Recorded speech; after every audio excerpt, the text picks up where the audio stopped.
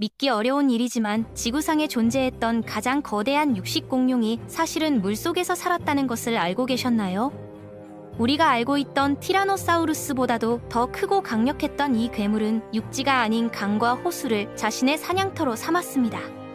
이는 공룡에 대한 우리의 모든 상식을 뒤바꿀 수도 있는 놀라운 발견이었죠.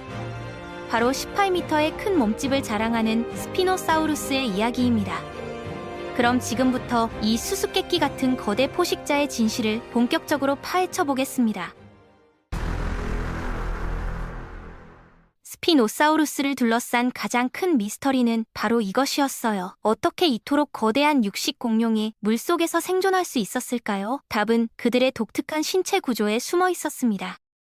우선 스피노사우루스의 가장 특징적인 부분을 살펴보죠. 바로 그들의 머리와 턱 구조입니다. 일반적인 육식 공룡들이 짧고 강력한 턱을 가진 것과는 완전히 달랐거든요. 스피노사우루스의 주둥이는 길고 좁았으며 마치 현재의 악어나 가비아를 연상시키는 형태였습니다.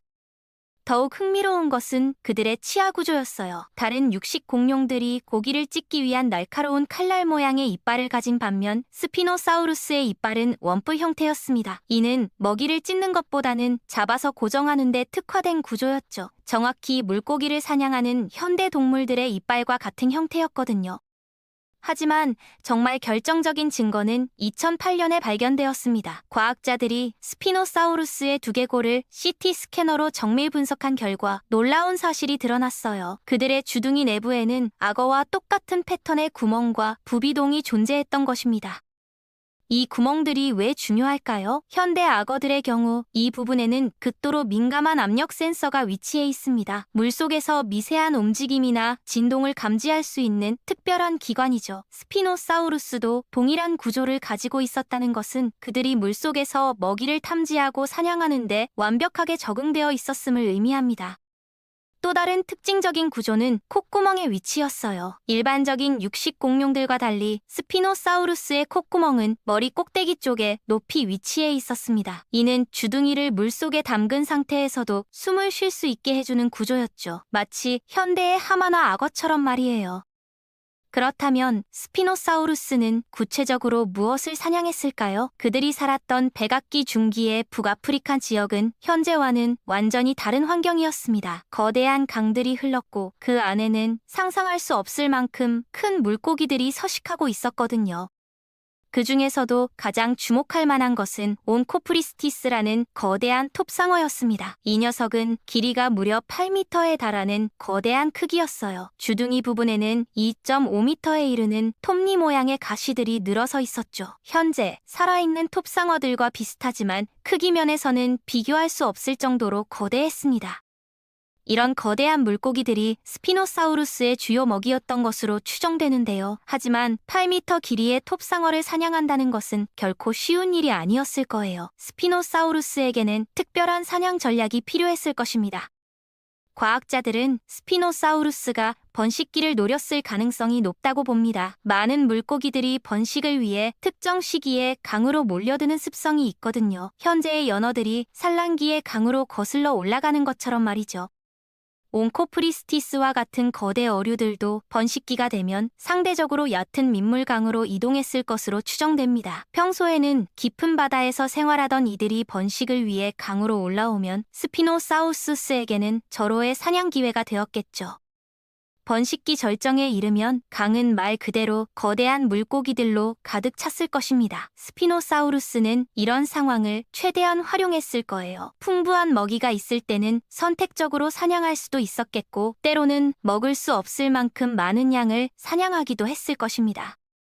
흥미로운 점은 이런 풍요로운 상황이 다른 공룡들에게도 기회가 되었다는 것입니다. 스피노사우루스가 사냥한 후 남긴 잔해들을 다른 육식 공룡들이 활용했을 가능성이 높거든요. 카르카로돈토사우루스 같은 8m급 대형 육식 공룡들도 이 지역에 서식했지만 물속에서는 스피노사우루스를 당해낼 수 없었을 것입니다. 육지에서라면 카르카로돈토사우루스가 절대적인 지배자였겠지만 물가 근처에서는 완전히 다른 이야기였죠. 스피노사우루스의 영역에서는 그들도 한낱 기회주의적 청소부 역할에 만족해야 했을 것입니다. 스피노사우루스의 사냥 방식을 더 자세히 살펴보면 더욱 놀라운 적응력을 발견할 수 있어요. 그들의 강력한 앞다리와 발톱은 미끄러운 물고기를 확실하게 잡아둘 수 있도록 진화했습니다. 일반적인 육식 공룡들의 발톱이 찢고 핥히는 데 특화되어 있다면 스피노사우루스의 발톱은 붙잡고 고정하는 데 더 적합한 구조였거든요. 또한 그들의 사냥 방식은 시각에 의존하지 않았습니다. 물속에서는 시야가 제한되기 때문이죠. 대신 앞서 언급한 압력 센서를 활용해서 먹이의 움직임을 감지했을 것입니다. 주둥이를 물속에 담그고 있으면서도 먹이를 정확히 포착할 수 있었던 거예요.